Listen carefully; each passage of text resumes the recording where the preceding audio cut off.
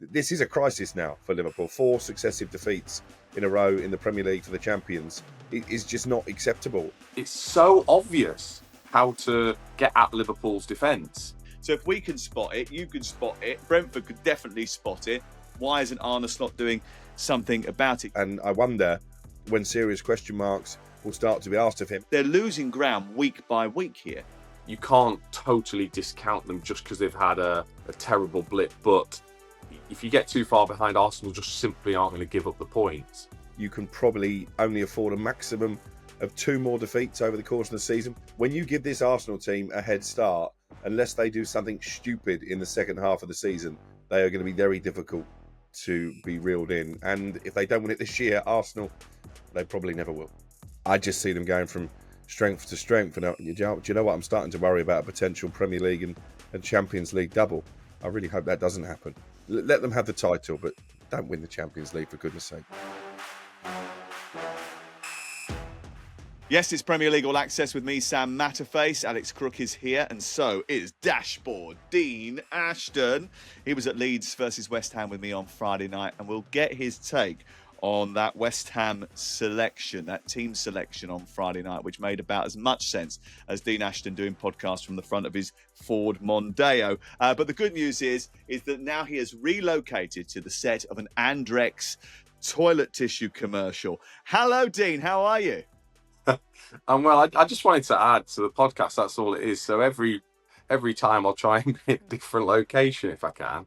Different location. Okay, no wiping while we're on screen. Crookmeister is here. He will talk a little bit of... let's have a little bit of a warning, actually. Let's have a crook crowing klaxon. Have we got one of those?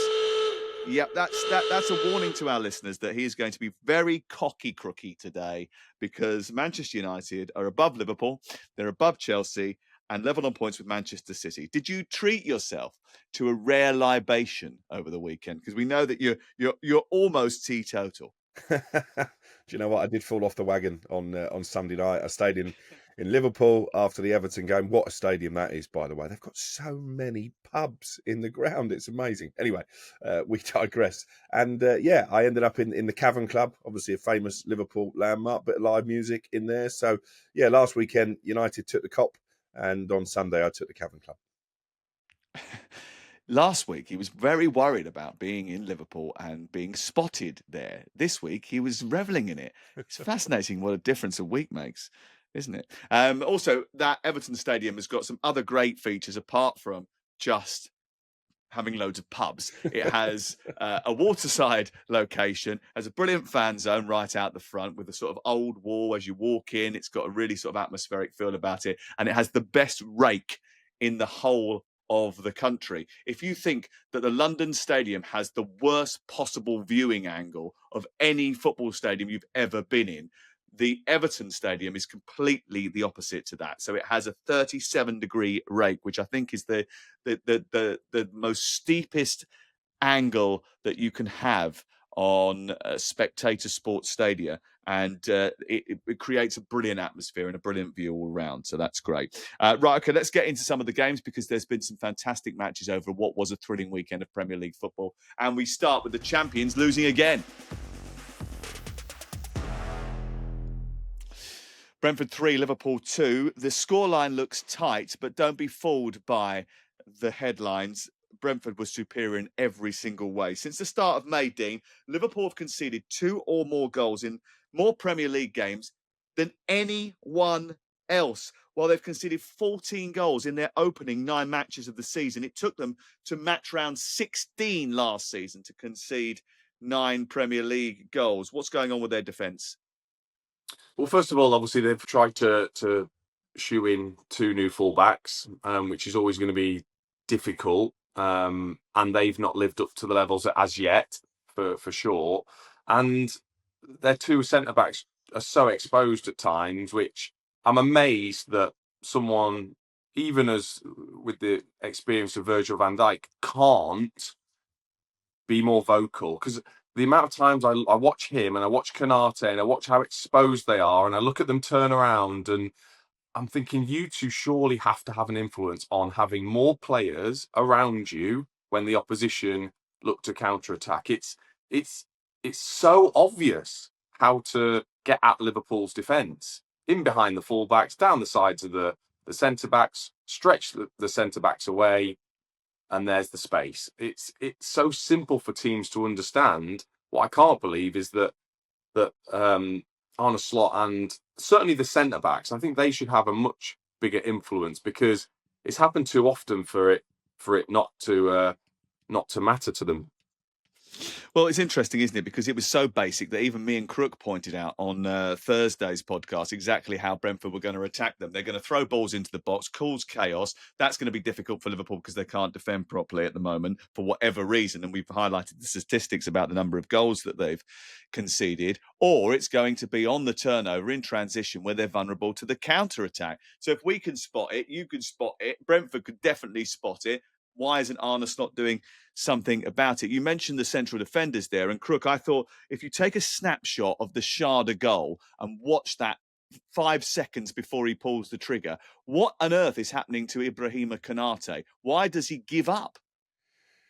Well, that's been one of the issues for Liverpool over the course of the season, and particularly during this run. Konate's form has tailed off. I think Virgil van Dijk has certainly been far less commanding than he was last season. I think that's in part because the defensive unit has been broken up because of the fullback issue. I was surprised that he put Milos Kerkez back in. I know he scored a goal, but they looked a lot more solid going back to the old, if you like, with Andy Robertson at left back against Frankfurt in midweek. So I was shocked that he didn't keep his place. But you're right about Arne Slot, because this is a crisis now for Liverpool. 4 successive defeats in a row in the Premier League for the champions is just not acceptable. And I wonder when serious question marks will start to be asked of him. Actually, I put that to Liverpool celebrity fan Adebayo Akinfenwa in between winding him up at the weekend. And he said, mate, the questions have to start now.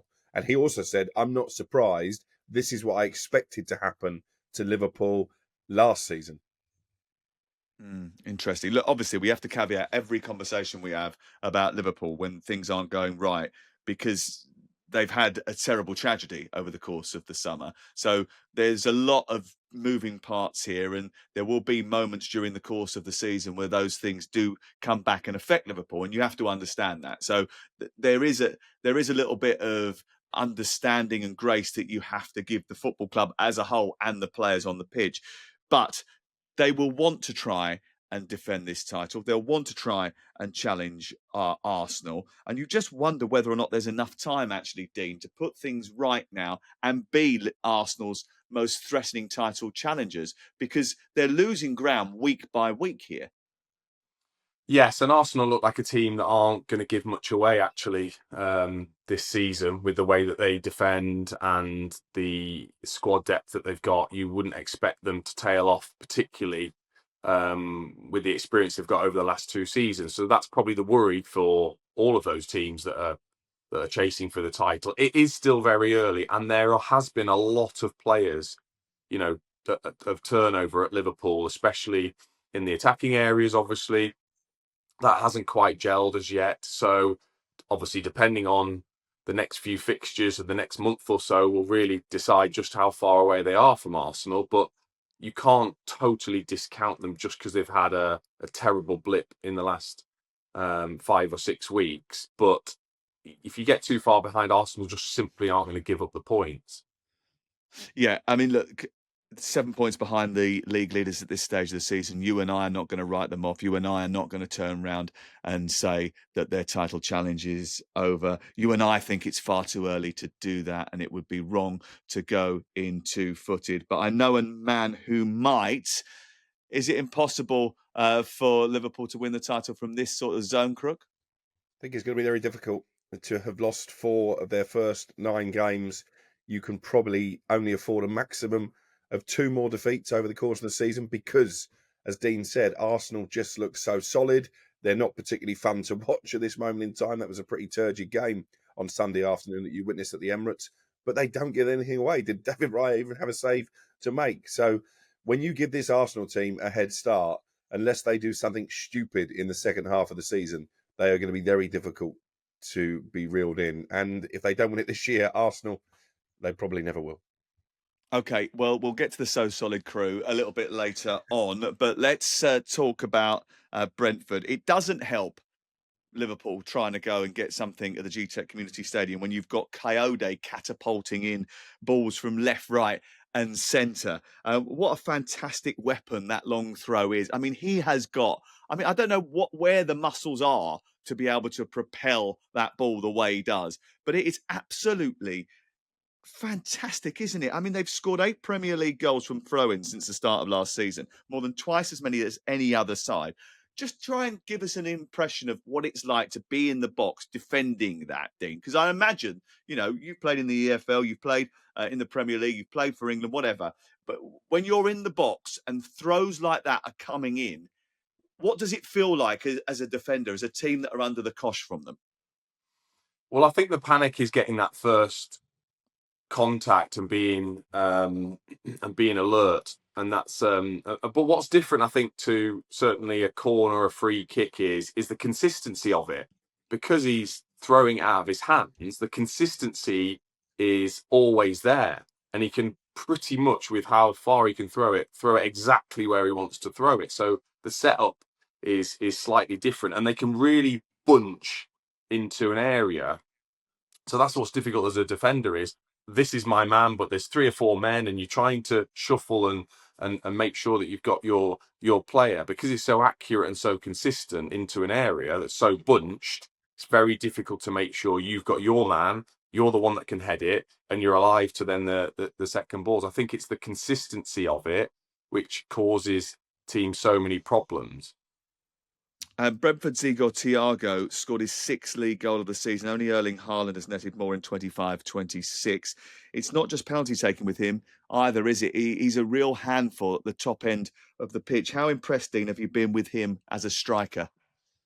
Very, considering he had to be patient with the injury last season, and when a team sells arguably their best players, and you have to step into that, there is a big pressure that comes with it, regardless of whether Brentford actually put that pressure on him. Because I don't think they do. I think the way the club is run and the way they treat the players, I think they have time to develop in that Brentford team. But you would feel he would feel the pressure of leading the line, coming in when Mbeumo and Visser have gone, to be that player, him and Schade, to be the players that deliver for Brentford. And that's what's impressed me. He's really taken that on. He's got the hunger. You can see that in his performance and the way he makes it difficult for defenders. And then some of his finishing actually has really impressed me. So I think so far it does help when the team's confident, when you're playing alongside somebody that's got pace, that can really take defenders away and give you the space, not being the quicker one. So I think all of that combination is perfect for him at the moment. I think we should give Keith Andrews a round of applause. I thought the whole game was encapsulated by the last few minutes of the match. 12 added minutes or whatever it was. It was going on forever, the added time at the end. I was at a wedding. We're all round the little screen in the corner watching the game. Probably shouldn't have been doing that, but was. The football was all being played in the Liverpool half of the field, even in injury time. And I was with Dan and Karen and Mark, and they were all Liverpool fans, and they were getting really irate about the fact that Liverpool weren't really getting the ball forward. And when they did get the ball forward, they didn't really do much damage with it. Van Dijk was thrown up top right at the end. Joe Gomez resorted to throwing bombs in from the touchline, just trying to get a foothold in the game. It just never really happened. And Keith Andrews, you've got to give him some credit, haven't you, Crook, for the way that he has taken over from Thomas Frank. And look, they've beaten Manchester United at home. They've beaten Liverpool at home. They've done well against Manchester City. They've drawn with Chelsea in the last minute at home. It's been a good start to the season for him. It's been fantastic, and they've already put a nice gap between them and the relegation zone. 8 points clear of danger as we sit here now, and that is absolutely terrific, because I think everybody had Brentford under pressure this season, losing their 2 best players up. Not top, everyone. Losing not their everyone. captain, losing their not manager. Everyone. Mainly you. Yeah, and listen, as you keep reminding me, I said it was an unnecessary risk to appoint a rookie manager. He's proved me wrong already, Keith Andrews. I think he's been a breath of fresh air in the Premier League. They're still hard to play against at home, which obviously was part of the Thomas Frank way. Only Man City have won there, and they were probably fortunate in the end to get that 1-0 victory. They're going to be absolutely fine, Brentford. And when you look at teams like West Ham, you would argue are more established in the Premier League, and Wolves as well, and how much they're floundering, I think he deserves a tremendous amount of credit. And if he keeps them up, for me, it'll be a contender for manager of the season. Wow, that is some reversal of fortune. He called him the bloke that MK Dons didn't want in the summer when he was appointed, and now he's a contender for manager of the season. 9 games is a short amount of time in Crookie's world. It's Crookie's world, by the way. We're all just living in it. As he regularly told us last week, Dino. By the way, Mo Salah, I mean, look, he didn't have much in terms of impact at the weekend again, and obviously in midweek he was left on the bench, but the goal that he scored was out of this world. It was absolutely incredible finish.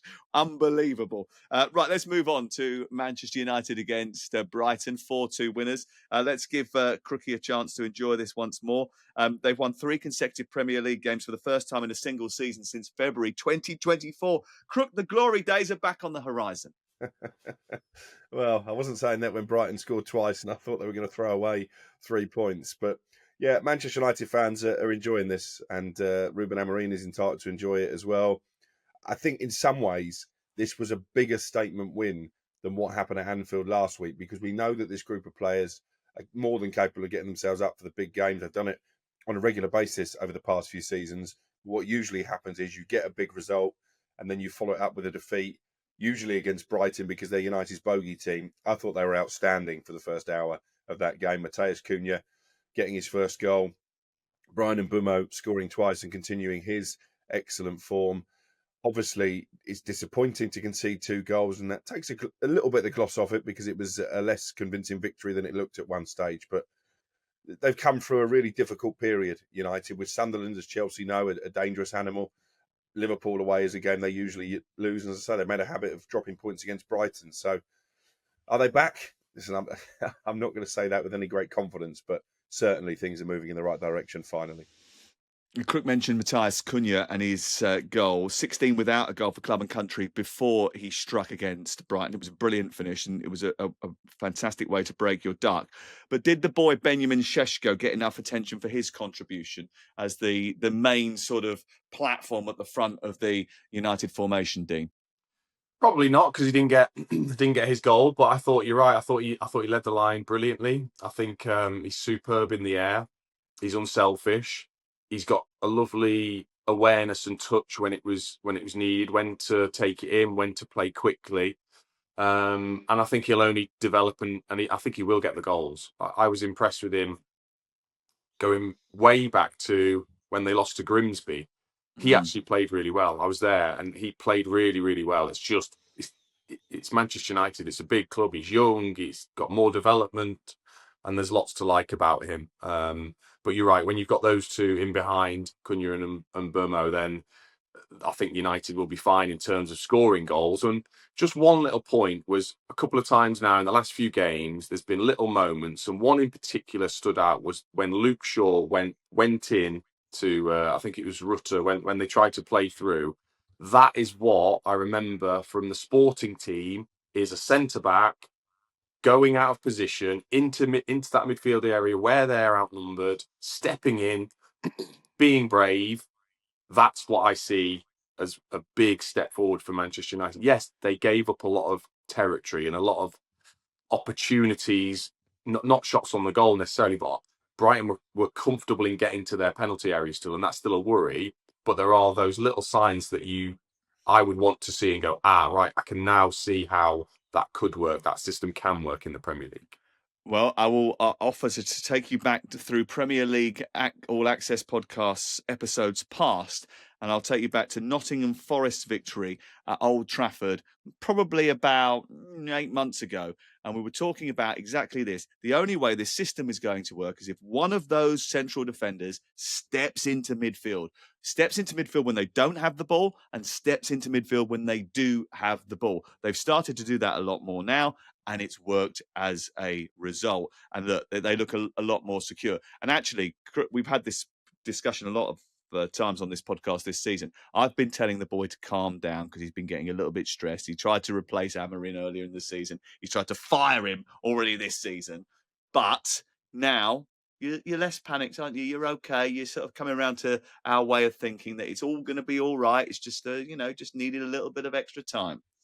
Well, it's 5 wins in 7 for Manchester United, and you look at the start to the season that they've had.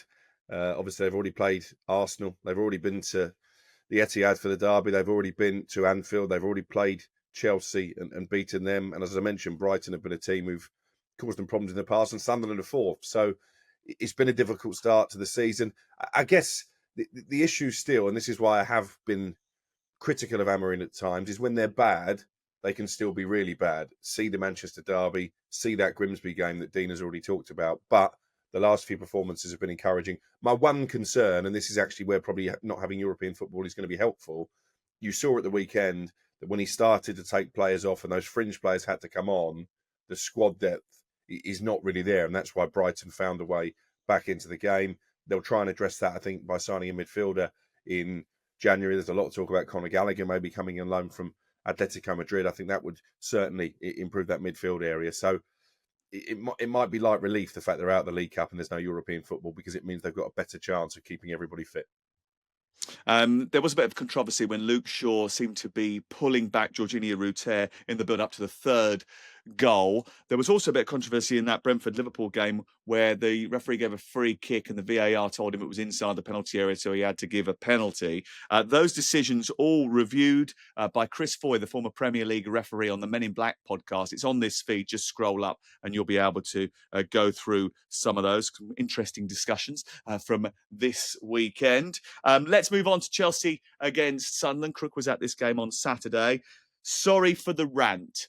And that's a little bit of a warning for you, because there were huge expectations for Chelsea going into this game. They'd beaten Ajax with a very young team and did brilliantly in midweek. I said, I think on the podcast on Thursday, you can't really judge that Chelsea victory because of the level of opposition they were against. Ajax was so poor in the match. Chelsea had a lot of the ball in this game. Sunderland obviously did brilliantly without it. I thought they were superb without the ball.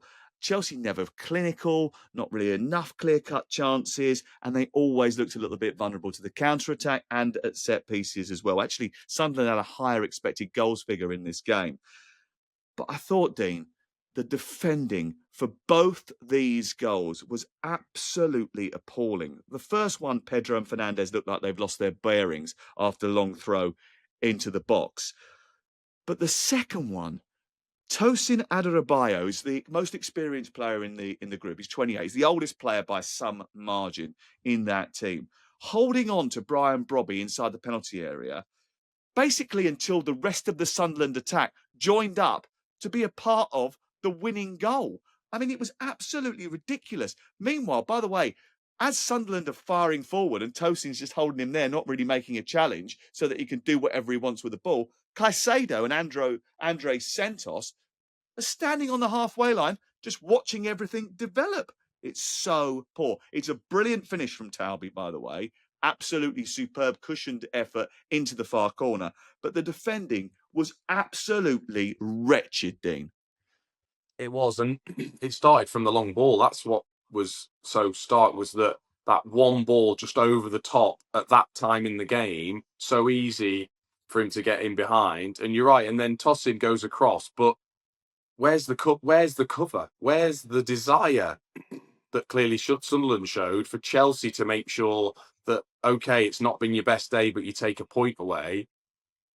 Slightly scary to, like you say, to see players not sprinting back and that have the desire to defend your goal is not really acceptable. And I just think that, yes, they've got injuries, but again, you can't make excuses for defending like that at this sort of level. But you're right. I mean, again, the Sunderland performance, absolutely magnificent, like you say, out of possession and to have a threat as well. 17 points at this stage of the season, absolutely terrific for Regis Labrie, who's done a fantastic job there. Chelsea youngest starting 11 in the Premier League without any experienced heads. inconsistency is inevitable as a result, I think. Crook, are they going to address that in the January transfer window? Well, it's not really their modus operandi, is it? Bringing in senior players. I think if Enzo Maresca had his way, certainly there would have been a more experienced centre back signed in the summer. I'm not hearing any whispers that the business model is going to change. So no, is the short answer to that question. I think it's been underwhelming for Chelsea overall. As you say, that little purple patch, you can't really read too much into the victory over Ajax because they were so poor. But the Liverpool game should have been the type of statement result that would have kick-started their season. So this is very much one step forward and two step backs when it comes to the Premier League. I thought João Pedro was disappointing. I was winding you up yesterday and saying, they need the João Pedro that took the Club World Cup by storm, but they're not seeing that at the moment. And this is the João Pedro that Brighton had to endure for a lot of last season. Didn't really know what his best position was, drifted in and out of games, dare I say, sulked in and out of games. They've missed Cole Palmer, that is obvious, but how many minutes is he going to play between now and the end of the season? Because he seems to keep on picking up these injuries. He's obviously got a persistent problem. They're trying to delay surgery. And as you say, defensively, they were far too open and far too naive. It was a poor result for Chelsea, but take nothing away from Sunderland. They have been a breath of fresh air in the Premier League, as have all the newly promoted teams, actually. When you look at the dross that we've been served up by teams coming out of the Championship in the last two seasons, I think you have to give tremendous credit to Sunderland, to Leeds, and to Burnley. Wouldn't surprise me if all three stayed up. Yeah, I've got to echo those sentiments. Sunderland in particular, superb. 17 points at this stage, absolutely brilliant. Well done to the recruitment team there and to Regis Labrie, who has formed a very good team. Let's move on now and have a look at Sunday's action, starting at Villa Park. Aston Villa 1, Manchester City 0. Victory here means that they've now managed 4 league wins in a row, Aston Villa. The only goal of the game coming from Matty Cash, who had a brilliant contribution the previous week where he volleyed the ball out to Luca Digne and created the winning goal against Tottenham. And then he scored the winning goal here. Very well taken, actually. What have you made of the turnaround by Unai Emery, Dean? I'm not surprised. I think if anyone was able to sort of keep calm and work their way through this period, it would be him and what he's built already there. Obviously Watkins was out of form at the start of the season, which doesn't help. But what he's built is a team that understands what their manager wants. And when the intensity's right with that team, they can go on and beat anybody. And that's all that's changed. I don't think tactically he's particularly changed. It's just down to the players, motivation, intensity, because the quality's there and they understand what the manager wants. So I wasn't particularly worried about Aston Villa, but obviously this has been a particularly good run for them. And they've always made it difficult for Manchester City whenever they've played them under Emery. Where is Harvey Elliott? And where are the goals for Ollie Watkins? 1 in 14 for the England striker now, Crook. Yeah, and that's a concern, I think, not just for Aston Villa, but for England as well. We've debated a lot about what happens if Harry Kane gets injured, who's the next in line. Obviously, Watkins is the understudy, but he's not in any form at all this season. And I don't know if Unai Emery completely trusts him. You go back to last year when obviously Rashford was there on loan. There were times when he took Watkins out of the team to play him. And it looks to me like Watkins' confidence at club level has been dented by the fact he doesn't really have the 100% backing of his manager. In terms of Harvey Elliott, I think it highlights what Dean has said. Unai Emery clearly wasn't happy with what was done in the transfer window. Jadon Sancho came on and was then taken off again. Harvey Elliott, like Sancho, was signed on transfer deadline day and isn't getting much of a look in. There is a clause in the loan deal that if he plays 10 games, it becomes a permanent transfer. I don't think that's the overriding reason why he's not being selected. I think Unai Emery at the minute just feels that Harvey Elliott doesn't improve the team. It's interesting, though, isn't it? Because he's such a good player. And after taking him, you would have thought that they would try and at least integrate him into that first team setup. But he's just not using him, isn't he? You mentioned about the England striker situation. There was a little bit of debate about the possibility of Danny Welbeck being part of the conversation for the World Cup. What's your view on that, Dean Ashton? I mean, he's an elder statesman. I mean, when we had a coffee with Danny Welbeck, Crook and I, a little while ago, I mentioned his age a few times, and he started to get irritated by it. So we won't go down that road. But he is a veteran, but he's making a big contribution in the Premier League still, and he'd be a brilliant tourist. He would, and this is where over the years I felt England has let itself down at times with sort of not taking players on form because they're too old or they haven't been in the setup for a while. It shouldn't matter. It's what is going to be best for a squad at a certain time. And like you said, it's not like we've got a plethora of strikers, number nines that we can call upon at the moment who are in form in particular. He cannot be discounted. The performances he's putting in, the way he leads the line and scoring goals, and the fact that he has got so much experience in what is a young England squad that will go to the World Cup, can't be discounted. So, and I hope he's not. But again, that's up to Tuchel, isn't it? Yeah, I mean, I just love the possibility of there being 14 years between England tournament goals for Danny Welbeck. He scored against Sweden in Kiev, didn't he, in 2012. I was commentating on that game, and I'd love to be able to commentate on another Danny Welbeck goal 14 years later. Let's see what happens there. Let's just talk a little bit about Manchester City, because Erling Haaland is having his best ever scoring run. He's scored 12 goals for club and country. 22 goals for club and country in 13 appearances so far.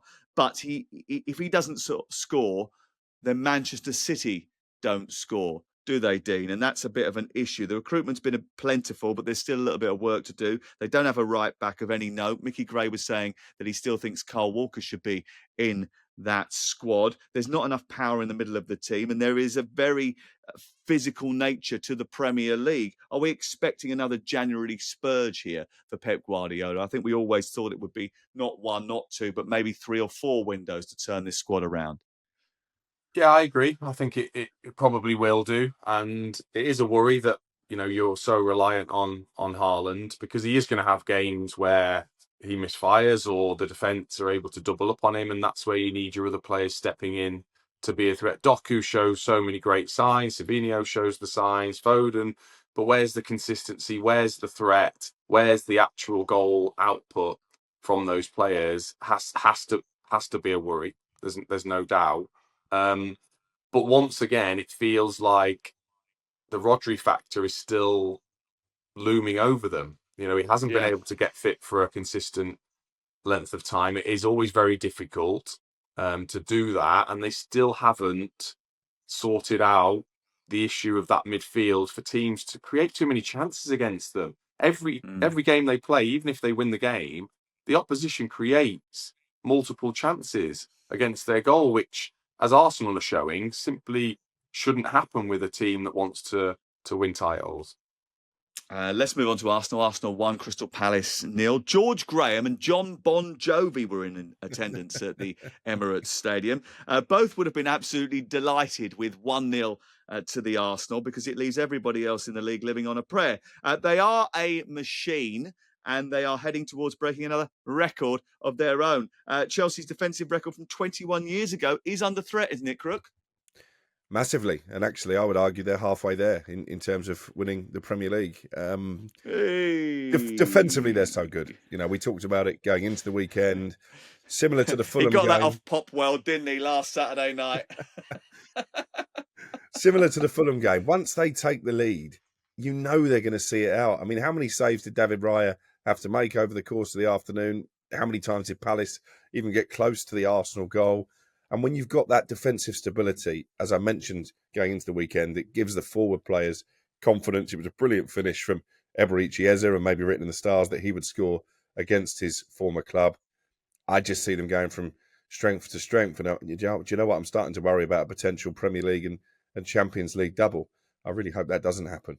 Let them have the title, but don't win the Champions League, for goodness sake. Crikey. Do you know what? You do write some interesting headlines, don't you? I mean, it's October. We haven't even got to Halloween yet, and you're talking about Arsenal winning the double, the Champions League, which they've never done before, and the Premier League, which they haven't won for 21 years. Look, anything's possible, I suppose. And consistency is key, and they are very consistent, Dean. Yes, they are. And I think we have to, again, laud Declan Rice and Saliba and Gabriel. Those three are something else, honestly. For if you're a goalkeeper and you get to play in that Arsenal team, it must be an absolute joy. because, so often you call upon your goalkeeper to get you out of trouble, but teams just aren't getting there. That's what's so impressive with certainly the two centre-backs and Declan Rice in particular. Are we talking about, two of the best centre-backs partnerships that the Premier League's ever seen? I think if they go on and win the title, we'll be talking about that, because not only defensively are they incredible, but especially Gabriel is probably one of the most threatening players in the Premier League in the opposition box. What they've produced now in terms of set plays, we can all talk about, but it's so impressive. Declan Rice's delivery, the threat from everybody in the team. You have to be impressed with that. Whether people think, well, it's ruining football or whatever, it's not. It's just super impressive.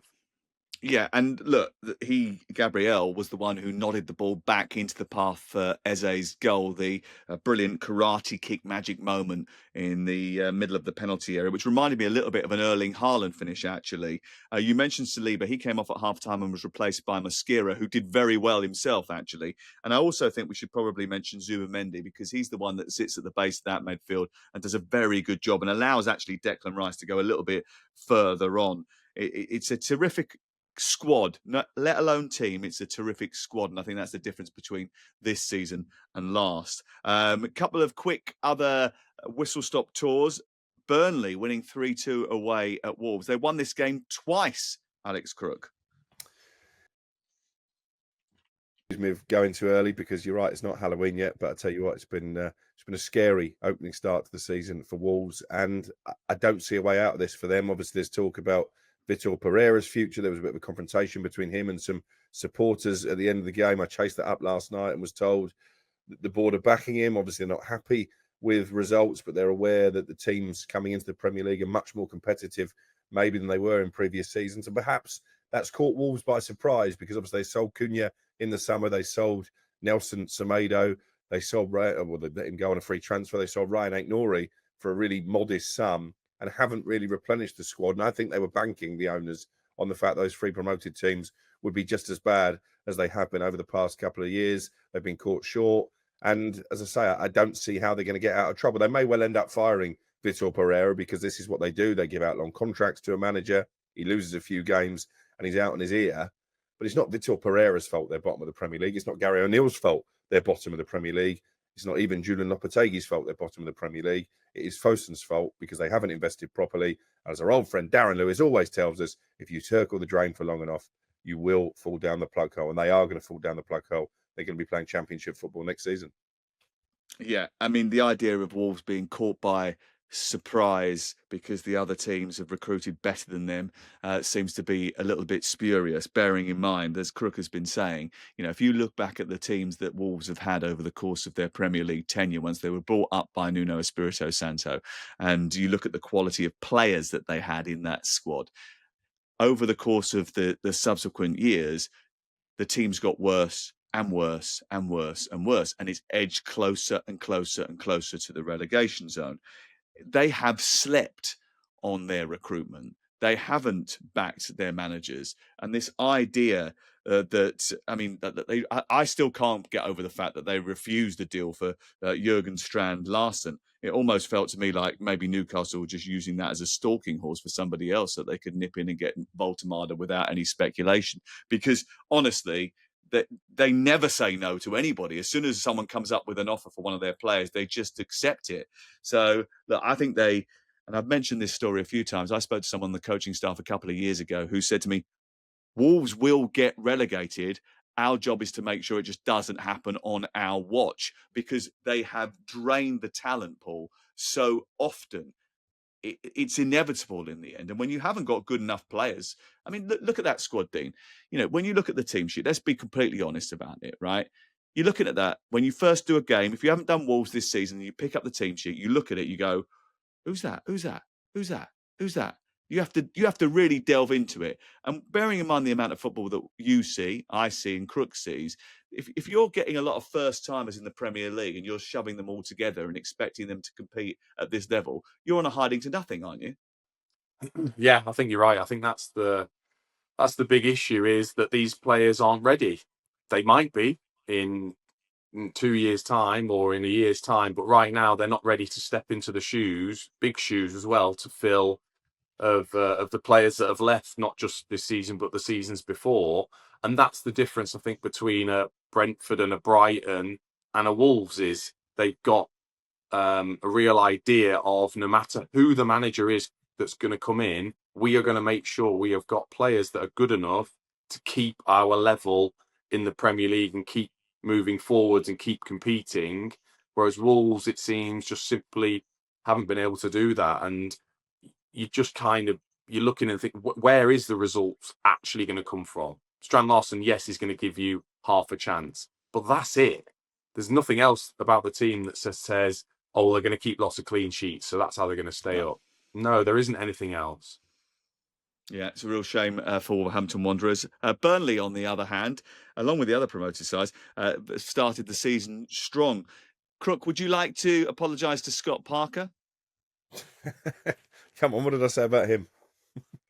Oh, you've had a go at him before, didn't you? You say he's not a Premier League manager. You can't stand him, can you? He's another one. You say he's my mate, and he's not good enough to be in the league and all that kind of stuff. You've given him loads of stick beforehand. Listen, this was a big test for Scott Parker because he's obviously had a couple of stabs at the Premier League with different teams and it didn't quite work out for him. But fair play. I did worry where the goals would come from. I think we expected them to be reasonably decent defensively because they were in the Championship. But again, like Leeds and Sunderland, they've been a breath of fresh air, and long may it continue. This is what we want. We don't want this cycle of 3 promoted teams going straight back down, 3 relegated teams coming straight back up. I know this is not a Championship podcast, but it's brilliant that Leicester, Southampton and Ipswich are not running away with the Championship as well.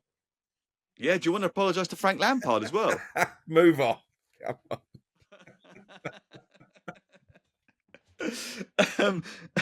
Bournemouth beat Nottingham Forest 2-0. And look, Sean Dyche, bit of a reality check for his team. There's a lot of work to do there.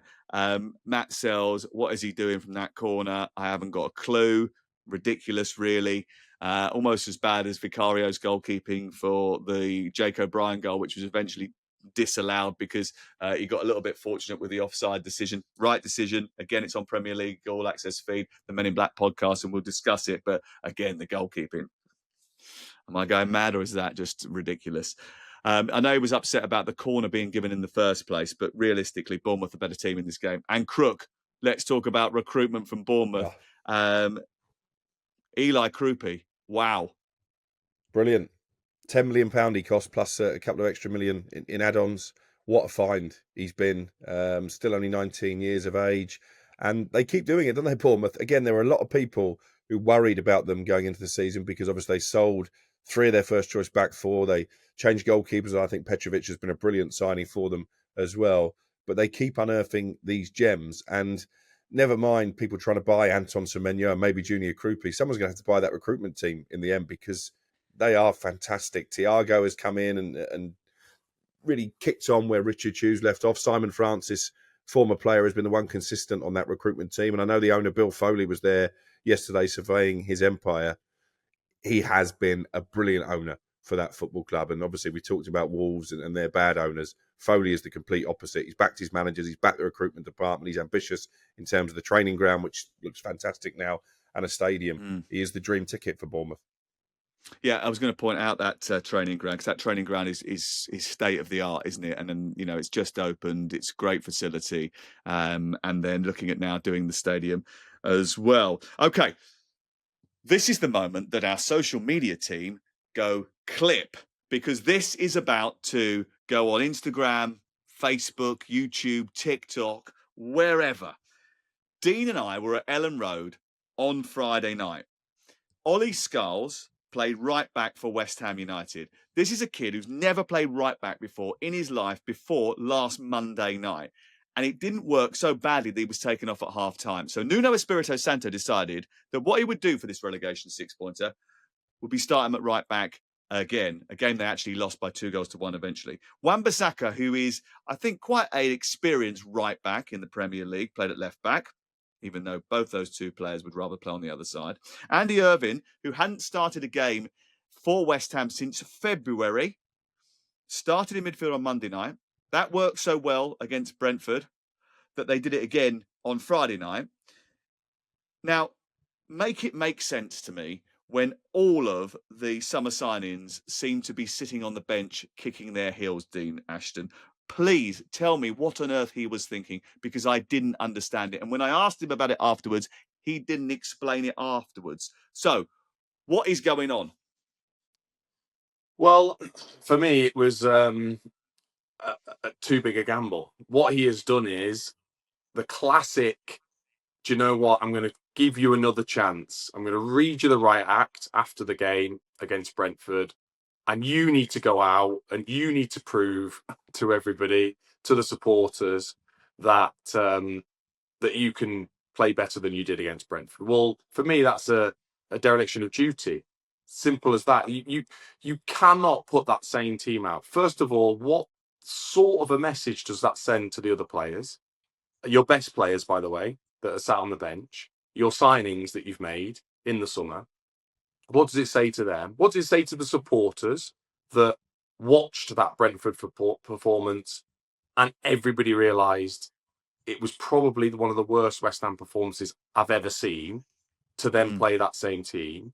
How can you do that to such a young player as well? The more I've thought about that, the more I do feel for him, even though once you get to the elite level, you've got to deal with it. I can't make a case for why he started with that team. I simply can't. And that's the worry. At least he saw the error of his ways. He brought Wilson After 20 on. minutes. Exactly. And let's say they actually looked like a team. They looked like a unit at that point, didn't they? And we were sitting there scratching our head for an hour before game, working out how they were going to line up. We had about 5 stabs at it and still didn't get it right, because we couldn't believe he was going to play Skulls at right back again, and that's exactly what he did. I mean, Magassa, they spent big money on him. He was on the bench. Fernandez spent big money on him. He was on the bench.